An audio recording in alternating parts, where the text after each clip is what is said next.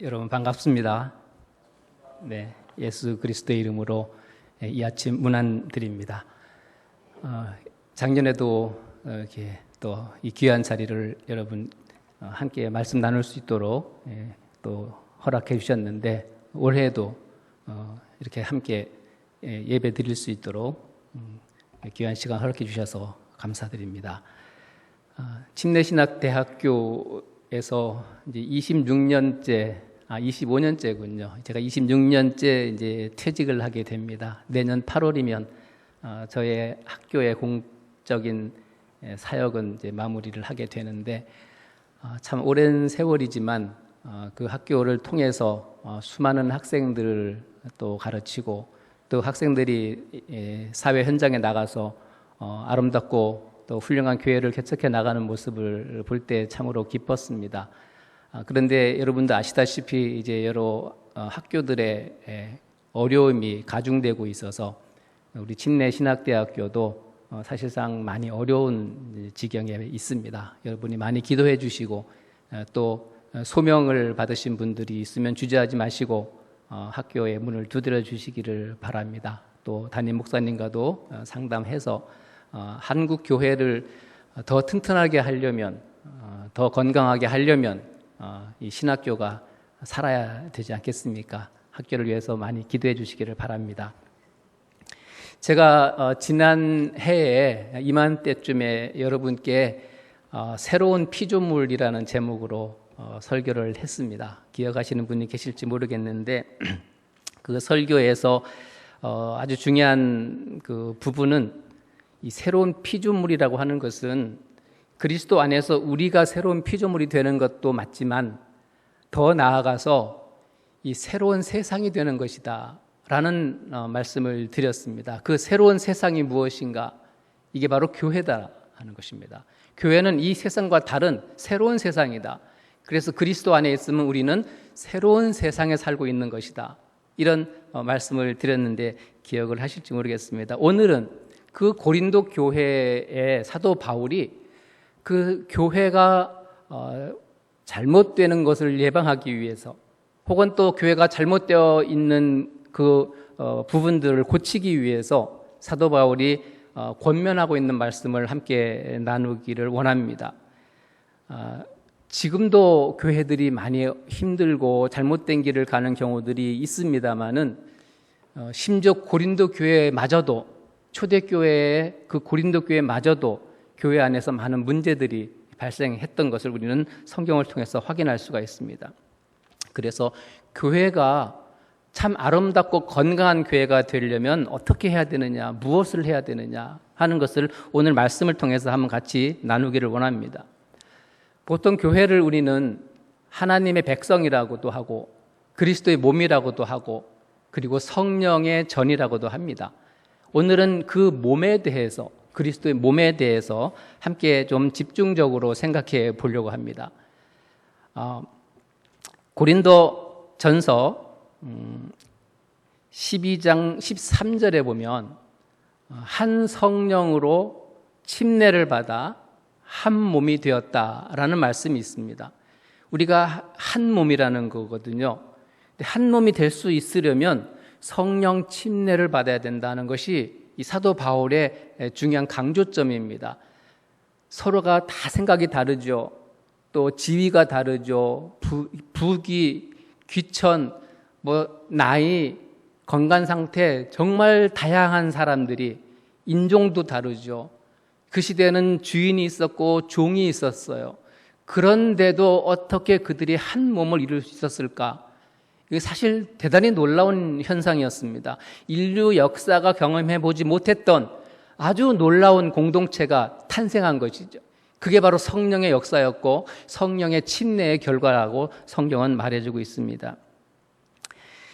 이 하나의 몸이 되는 것이 바로 사도 바울의 간절한 소망이었고 또 우리 교회가 마땅히 가야 될 그런 방향이었습니다. 사람들의 몸을 들여다보면 우리가 다른 건 잘 몰라도 자기 몸은 잘 알거든요. 내 몸의 상태 알고 있고 내 몸에 어디 이상이 있으면 금방 발견하게 되고 깨닫게 되고 그래서 잘못된 몸을 바로잡으려고 고치려고 노력하는 것이 바로 사람들의 기본적인 본능입니다.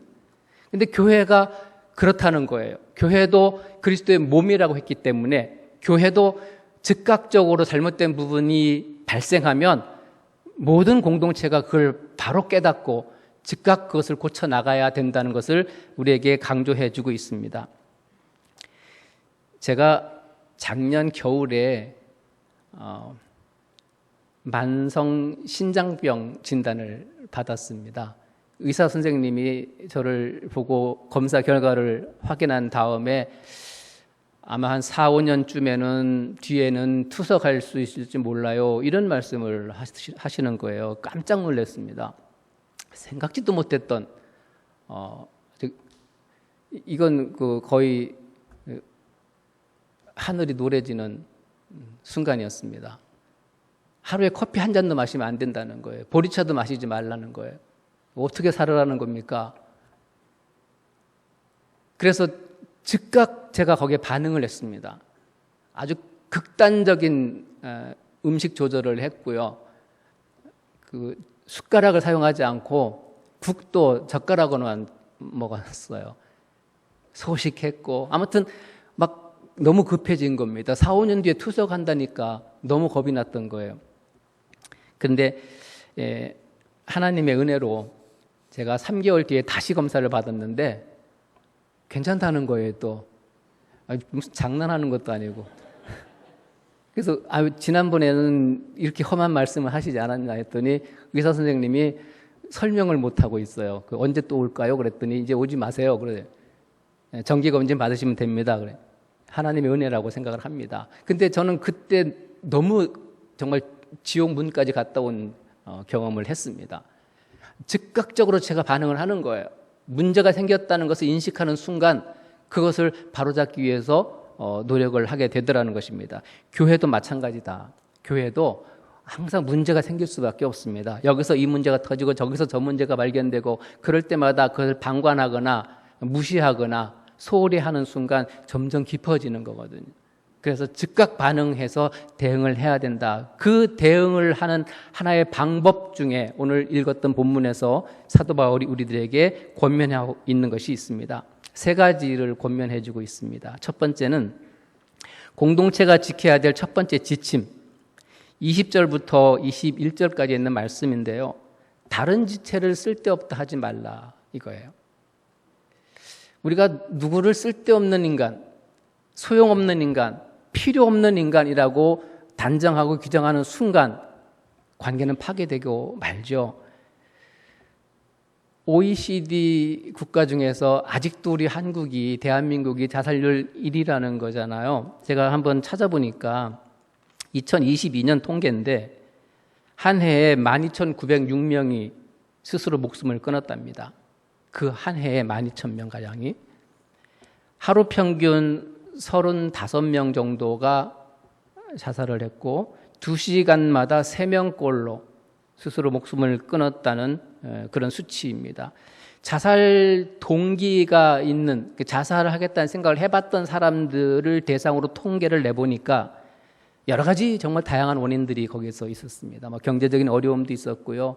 불안감이라든지 심리적인 요인이라든지 왕따 되었던 경험이라든지 외로움, 가정 불화, 여러 가지 다양한 원인들이 있는데 그중에 심각했던 것 중에 하나가 스스로 내 존재감을 잃어버린 거예요.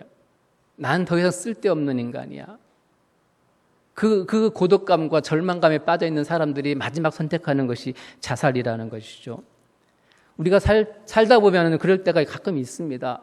난 정말 쓸데없다. 난 어디다가 또 할 일이 없는 존재다. 이런 좌절감에 빠질 때가 있거든요. 그런데 하나님께서 우리를 창조하실 때 또 모든 피조물을 지으실 때 어느 하나 쓸데없는 존재는 없다는 것입니다. 어디에든 무슨 일에든 우리는 다 쓸데가 있는 존재다 하는 것을 우리가 꼭 기억했으면 좋겠습니다. 우리 몸을 생각해 보면 알아요. 우리 몸의 지체들이 쓸데없는 게 어디 있습니까? 다 필요한 거예요. 보잘것없어 보이는 것들도 다 소중한 거예요. 어쩌면 그게 더 소중할 수 있어요. 더 요긴할 수 있습니다. 겉으로 보기에는 약해 보이지만 그거 없으면 안 되는 거, 그런 게 있거든요. 그게 바로 교회입니다. 교회가 그런 거예요. 교회는 바로 믿는 성도들의 모임이 교회인데 우리 믿는 성도들이 바로 다 그런 존재라고 하는 사실을 꼭 여러분 기억하시기를 바랍니다. 자긍심을 가져도 됩니다. 제가 올 초부터 조금 무리해서 제주도 올레길을 걷기 시작했습니다. 모두 27개 코스가 있는데 벌써 제가 23코스를 다 걸었어요. 한 코스에 평균 17, 18km, 길으면 21km, 그런 거리를 4시간, 5시간씩 걷습니다. 걷다 보면은 발바닥도 아프고 물집도 잡히고, 물집 잡히면 그 물집을 또 이렇게 짜내고 걷고 이렇게 해서 결국은 걸었습니다. 열심히 걸었습니다. 대단하지 않으세요? 전 제 자신이 자랑스럽습니다. 저도 지금 60이 넘고 체력이 많이 떨어져 있는 상태겠지만 아무튼 목표를 가지고 걸었습니다. 이제 딱 4개 남았습니다. 4개는 이제 올 가을에 다 마무리하려고 합니다. 근데 그 길을 걷다 보면은요, 제 몸의 각 부분들이, 지체들이 다 일을 하는 거예요. 어느 하나 쉬고 있는 게 없어요. 그리고 어느 하나가 문제가 생기면, 아주 작은 부분이라도 문제가 생기면 걷는 일을 못해요. 그거 때문에 못하는 거예요. 그래서 이 지체로 비유되는 것이 충분히 그럴 만한 이유가 있구나. 우리 공동체 안에 어느 한 지체라도 문제가 발생하면은 함께 가지 못해요. 못해야 되는 거예요. 그게 정상인 거예요. 그런데 어떤 지체는 막 고통스러워서 쓰러져서 아파해서 아무것도 못하고 있는데 아무 일 없었던 것처럼 교회가, 공동체가 그냥 제 길을 막 간다? 그러면 그거는 바람직하지 않은 그런 현상입니다. 하나님이 만드신 이 피조 세계 속에서 또 하나님이 지으시는 하나님의 자녀들을 우리가 쓸데없다라고 말을 한다는 것은 결국은 하나님을 모독하는 것이고요. 하나님을 욕보이는 것이다. 장애인이나 비장애인이나 나이가 많거나 적거나 직분을 가졌거나 갖지 못했거나 특별한 은사가 있거나 그런 은사를 받지 못했거나 신앙생활을 오래 했거나 이제 막 시작했거나 돈이 많거나 아니면 가난하거나 사실은 다 쓸데있는 존재다. 다 필요한 존재다. 누군가를 혹시 쓸데없다고 생각해 본 적이 있으시면 그건 회개해야 됩니다. 그런 존재는 없습니다. 나도 그렇고 옆에 있는 분들도 그런 거예요. 다 쓸데가 있는 존재입니다. 쓸데없다는 말을 들어도 안 돼요, 우리는. 또 쓸데없다는 말을 해도 안 되는 거거든요. 다 쓸데있는 존재입니다. 바울이 특별히 눈과 손, 머리와 발을 대비시켰단 말이에요. 눈과 손에서 눈이 중요하고 손은 좀 덜 중요한 것 같잖아요. 그리고 머리는 중요하지만 발은 좀 덜 중요한 것 같잖아요. 그렇게 서로 대비한 것은 어떤 사람은 더 중요한 일을 하고 어떤 사람은 더 많은 일을 하고 어떤 사람은 더 큰 일을 하는 것처럼 살아가는 분들이 분명히 있습니다. 그리고 어떤 사람은 그렇지 못한 분들도 계시거든요. 그렇더라도 우월감 갖지 말라는 거예요. 열등감 갖지 말라는 거예요. 비난하지 말라는 거예요. 시기하지 말라는 겁니다. 모든 지체는 자기가 있는 그 자리에서 하고 있는 그 작은 일 하나하나를 통해서 온전한 몸을 이루는 것이다. 우리의 몸은 완전체가 되어야 된다는 것입니다. 그게 바로 교회가 가야 될 방향이고 속성입니다. 교회마다 은사 문제 때문에 많은 갈등을 겪는 것 같아요. 고린도 교회도 그 문제가 있었습니다. 고린도 교회도 이 은사 문제 때문에 좀 힘들었어요. 시끄러웠어요. 사도 바울이 이 편지를 통해서 그 문제를 좀 정리해주고 싶어 했던 상황이 있었습니다. 이렇게 말합니다. 사도 바울이 12장 17절 또 12장 30절에 보면은 온 몸이 눈이면 듣는 곳은 어디며 온 몸이 듣는 곳이면 냄새 맡는 곳은 어디냐. 다 사도이겠느냐, 다 선지자이겠느냐, 다 교사이겠느냐, 다 능력을 행하는 자이겠느냐, 다 병 고치는 은사를 가진 자이겠느냐, 다 방언을 말하는 자이겠느냐, 다 통역하는 자이겠느냐. 무슨 말입니까? 어떤 사람은 방언을 하고, 어떤 사람은 통역을 하고, 어떤 사람은 교사를 하고, 어떤 사람은 목사를 하고, 이렇게 각자가 하는 역할이 있다는 것이지, 그걸 혼자 다 할 수 없는 것이고 다 해도 안 된다는 거거든요. 누군가가 그걸 다 해버리면 다른 사람은 할 일이 없어지잖아요. 그러면 그게 도태가 되는 거거든요. 그럼 건강한 몸이 될 수가 없는 것이거든요. 그러면서 마지막에 12장 31절에 너희는 더 큰 은사를 사모하라. 내가 또한 가장 좋은 길을 너에게 보이리라. 이 말씀 많이들 좋아하죠. 그런데요, 너희는 더 큰 은사를 사모하라는 번역 말고 다른 번역이 있습니다. 다르게 번역한 성경이 있어요. 완전히 다르게 번역하는데요, 제가 한번 읽어볼게요. 너희는 왜 더 큰 은사만 사모하느냐? 완전히 다르죠? 더 큰 은사를 사모하라는 것은 명령형입니다. 사모해라, 그런 것이죠. 근데 지금 두 번째 번역은 직설법으로 번역한 거예요. 너희는 왜 더 큰 은사만 사모하느냐? 넌 더 큰 은사만 사모하고 있구나. 그러지 마라.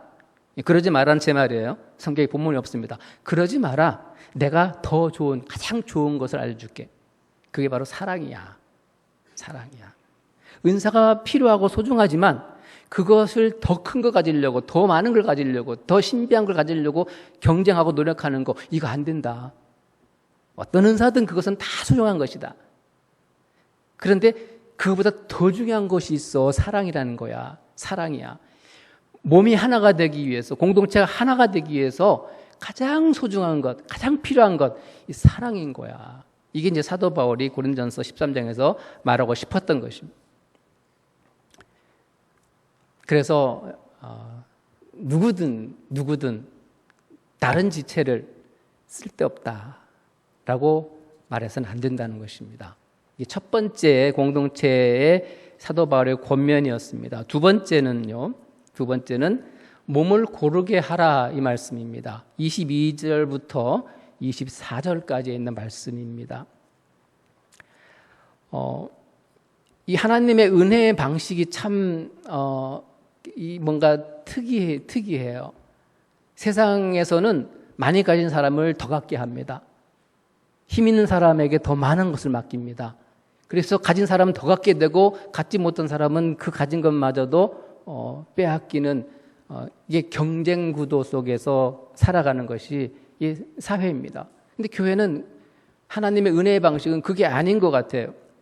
약해 보이는 지체, 덜 귀히 여겨지는 것들, 그리고 아름답지 못한 지체, 우리 공동체 안에 그렇게 생각되는 분들이 있을까요?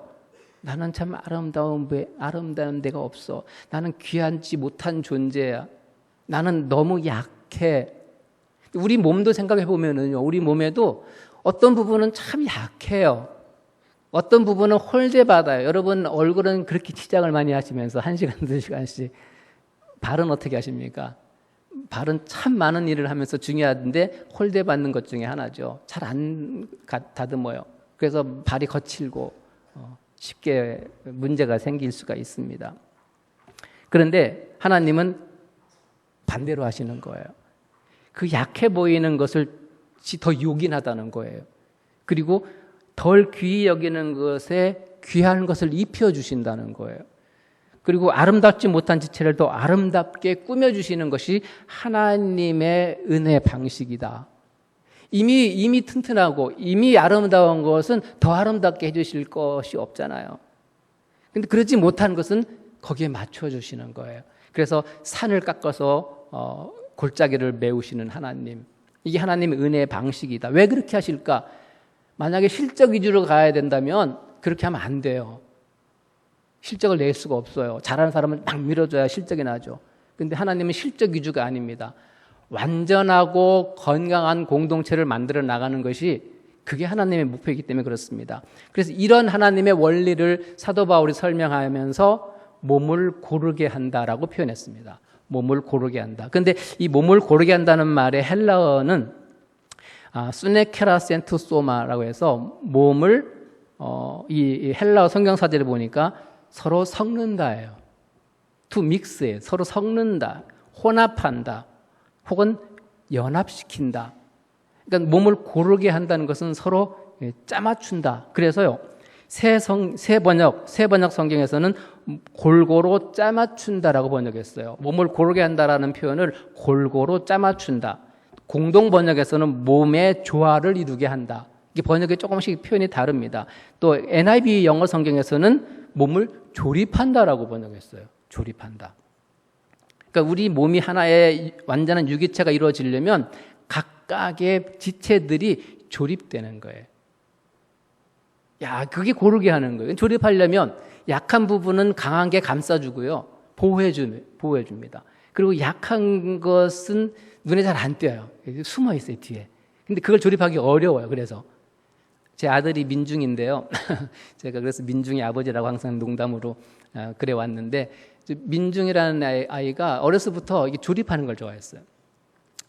그 조립하는 그 모습을 보면 이제 제가 현기증이 날 정도예요. 아주 치밀하게 그 큰 로봇 같은 것들을 이렇게 조립을 하는데, 저걸 어떻게 조립했지? 아주 치밀하게 조립을 합니다. 근데 그 조립해서 하나의 완성체가 된 걸 보면, 이 겉에는 이게 단단한 그런 그 부품으로 틀을 만들지만 그 구석구석에 작은 부품들이 들어가 있어요. 야, 이거 어떻게 조립했을까? 너무 약해 보이는데 그런 것들은 이게 강한 부품이 보호해줘요. 우리 자동차도 비행기도 다 그렇거든요. 큰 프레임은 어디가 부셔져도 비행기가 날아가거나 차가 가는 데는 문제가 없을지 몰라도 그 안에 있는 작은 부품 하나가 빠지거나 그러면 운행을 못할 수가 있잖아요. 그만큼 이 작은 것이 요긴하다는 거거든요. 중요하다는 것입니다. 우리의 강한 지체는 약한 지체를 보호하고 함께 어우러지면서 완벽한 조립이 이루어지는 것이 바로 몸의 형태입니다. 교회 공동체도 마찬가지거든요. 우리 가운데 좀 약하신 분이 있을 거예요. 건강적으로도 약하신 분이 있고요. 심리적으로 좀 약하신 분이 있고요. 여러 가지 좀 불편하신 분들도 있을 거예요. 그런 분들은 튼튼한 사람들이 좀 그것을 이렇게 감싸고 보호해 주면서 하나의 완전한 모습을 이루어 나가라 하는 것입니다. 하나님은 모두가 고르게 아름답기를 원하세요. 고르게 아름답고 고르게 명예롭고 그리고 모두가 고르게 요긴하는 것을 원하신다. 하나님이 공동체에 바라시는 것은 그런 것입니다. 이 가운데 계신 분 가운데 어느 한 분이라도 소외되거나 자기가 할 일이 없는 사람이라고 자책하거나 아니면 좌절하거나 이런 분이 생기는 것을 원치 않으십니다. 그런 분이 생기지 않도록 서로가 잘 이렇게 조화롭게 어우러지라는 거예요. 그래서 도움이 필요한 사람은 돕고 또 힘이 넘쳐나는 사람은 약한 사람에게 이렇게 도와주고 이런 관계가 형성되라는 것입니다. 이 고린도 교회가 여러 가지 면에서 샘플인데요. 이 고린도 교회도 문제가 또 생긴 게 있어요. 다른 사람들보다 더 부자들이 있었어요. 그걸 근데 과시하는 거예요. 그래서 그들은 부자가 되어서 자신들의 배를 불렸다 그랬어요.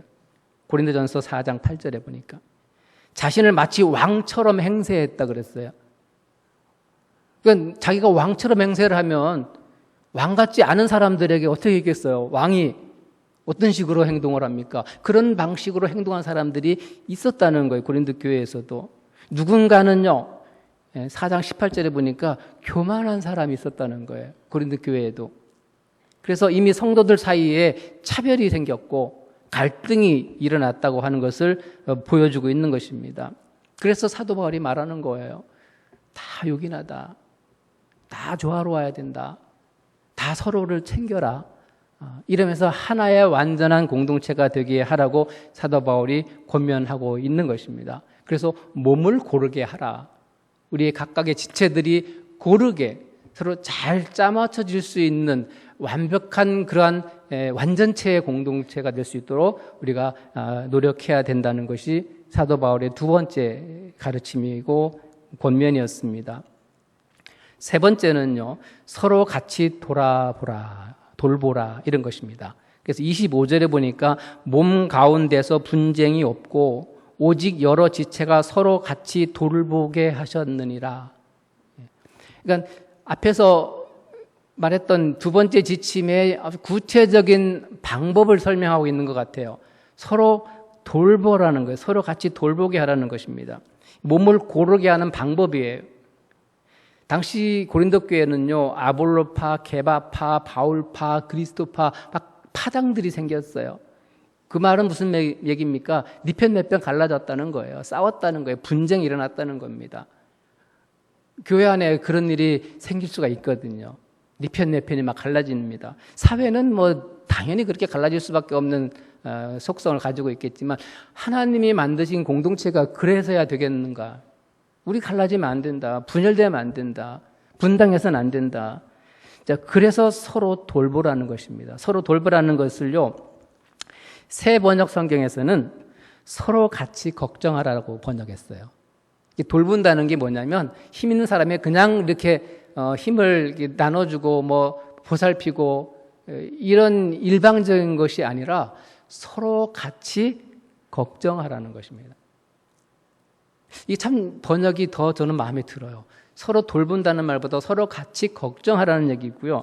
그다음에 NIV 영어 성경에서는 동일한 관심을 가지라, 동일하게 배려해라 이렇게 번역을 했어요. 그러니까 서로 돌본다는 것은 같은 관심과 같은 배려를 하면서 같이 걱정하는 것, 서로를 걱정해 주는 것, 이것이 바로 돌보는 것이다. 이렇게 우리가 이해해 볼 수가 있습니다. 그래서 함께 울고 함께 기뻐해라는 거거든요. 같은 관심을 가지고 있고 같이 걱정하면은 같이 울게 돼 있어요. 내가 아픈데 저 옆에 있는 사람이 웃으면 안 돼요. 그러니까 같이 아파할 수 있어야 된다는 거거든요. 동고동락, 같이 고통을 함께 나누고 같이 기쁨을 같이 한다는 것입니다. 이게 서로 협력하는 방식입니다. 그게 협력이 되는 거예요. 하나의 공동체가 되는 것입니다. 그래서 나는 심었고 아볼로는 물을 주었다. 서로 자기의 역할을 하면서 그러나 하나님께서 자라게 하셨다. 이게 이제 사도 바울이 생각하는 거예요. 한 지체가 당하면 다른 지체가, 한 지체 고통을 당하면 다른 지체도 같이 아파지는 거거든요. 오늘 제 얘기를 많이 해서 죄송한데 제가 옛날에 생인선을 앓은 적이 있어요. 생인선이 뭔지 젊은 사람들은 모를 겁니다. 손가락 끝이, 손톱 밑에 손가락 끝에 이게 썩는 거예요. 곪다가 썩어요. 시커멓게 썩어 들어갑니다. 그래서 이걸 치료하려고 제가 6개월 동안을 항생제를 투여한 적이 있었어요. 그렇게 항생제를 오래 투여하면 안 되거든요. 근데 안 돼, 이게 안 고쳐지니까 자꾸 병원에서는 이걸 투여하게 만드는 거예요. 맞지도 안 하고 이걸 막 손가락을 칼로 막 쬐어요. 전 비명도 못 질렀어요. 그리고 그 짜냅니다. 그런데 여지없이 또 재발을 하고 겨울만 되면 재발을 하고 그래서 참 많이 고생을 했는데 이 손가락 끝이 아플 때요. 다른 지체들은 룰루랄라 못하더라고요. 온몸에 여기에 집중하는 거예요. 손가락 끝에. 모든 게 여기에 모여서 이거를 해결해야만 내가 살아갈 수 있다는 거지. 우리도 어느 지체 한 군데가 고장나면 다 거기 집중하게 돼 있습니다. 그게 중심이 되는 거거든요. 항상. 그래서 우리 사회의 중심이 어디냐? 우리 몸의 중심이 어디냐? 누가 그렇게 물어보면 제가 늘 하는 표현인데 심장의 중심이 아니다. 사회에서 가장 아름답고 번화하고 경제적으로 그 역할을 잘 해내는 그런 그 지역이 중심이 아니라 그 사회의 가장 아픈 지역, 내 몸의 가장 아픈 부위, 이게 중심이 되어야 된다. 바로 거기에 관심을 가져야 된다. 이게 바로 공동체가 아름답게 하나의 공동체가 되게 하는 방법이다. 사도 바울이 권면했던 그런 방법입니다. 눈, 코, 입도 중요하지만요. 그게 중심이 되어서는 안 되고요. 우리 몸의 약한 부분이, 아픈 부분이 중심이 되어야 된다. 그래서 교회 공동체 안에도요. 우리 주변에 누가 아프면 그 사람을 중심으로 이게 돌아가야 돼. 누가 문제가 어디 발생했으면 그 문제 중심으로 교회가 이렇게 구심점이 되어서 해결을 같이 하려고 해야 되는 거. 그러면 좋겠어요. 그러면 교회가 정말 하나가 될 수 있지 않을까. 이번에 파주에 수혜를 많이 받았잖아요. 혹시 이 가운데 수혜를 입으신 분이 혹시 계시다면, 그러면 그 아픔을 함께 나눌 수 있어야 되고요. 또 우리 지역에 그런 아픔이 아직도 채 가시지 않은 곳이 있다면 우리가 도와서 같이 그걸 해결하려고 하는 모습을 보일 때 하나님이 기뻐하시는 그런 공동체가 될 줄로 믿습니다. 그리스도인들은, 교회는 새로운 피조물입니다. 우리는 새로운 피조물입니다. 새로운 세상에 살고 있는 사람들입니다. 그런 새로운 세상에 살고 있는 사람답게 그런 행동 패턴이 만들어져야 되겠죠. 그런 목표가 세워져야 되고, 그런 가치를 공유해야만 그것이 아름다운 교회로, 함께 갈 수 있는 교회로 성장할 수 있지 않을까, 그렇게 저는 믿습니다. 베드로 사도가 그런 아주 유명한 정말 소중한 표현을 우리에게 남겨주셨습니다. 우리 모두는 왕 같은 제사장이다. 우리 모두는 다 왕 같은 제사장이다. 하나님의 형상으로 지음을 받았고, 예수 그리스도를 통해서 이제 우리는 새로운 존재가 되었고, 그래서 새로운 세상이 이 교회 공동체에서 함께 생활하고 있는 사람들, 거기에 속해 있는 그리스도인들, 이 얼마나 아름다운 모습인가, 아름다운 비전인가를 우리가 함께 나눌 수 있었으면 좋겠습니다. 정말 인류가 경험해 보지 못했던 그 아름다운 공동체가 망가지지 않도록, 또 건강하게 성장해 나갈 수 있도록 우리가 서로의 같은 관심을 나누고 돌보고, 그리고 한 소망을 품고 함께 나아가는 그러한 공동체가 될 수 있기를 바랍니다. 우리는 그렇게 해야 될 사명이 있어요. 사명이 있습니다. 그리고 그렇게 될 거라는 믿음이 있어요. 그 믿음을 바탕으로 우리는 이제 소망을 안고 살아가게 되는 것이죠.